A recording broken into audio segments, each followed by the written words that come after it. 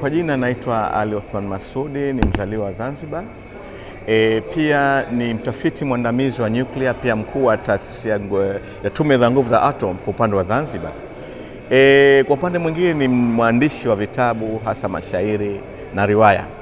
Kwa sasa nimeshaandika vitabu kama 12, lakini hii ni mara yangu ya pili kushiriki katika tuzo kama hizi, lakini mara hii nimebahatika kuingia katika hii orodha fupi na kuwa mshindi wa pili.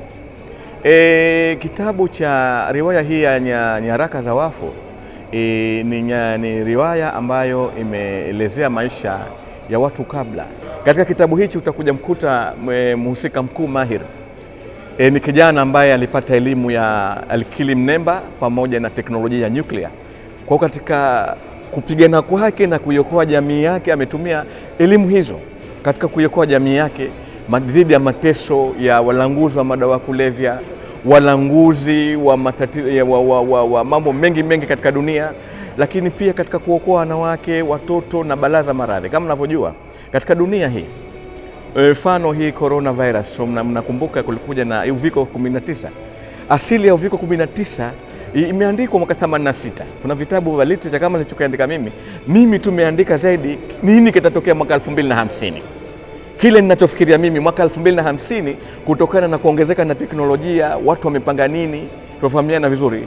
Inawezekana elimu hii ikawasaidia watu kujilinda, kujikinga na kufahamu waishi vipi katika maendeleo. Kuna mabadiliko makubwa ya kiuchumi katika nchi, katika dunia.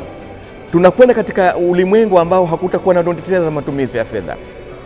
Tunaelewana vizuri Kutakuwa ni matumizi ya electronic.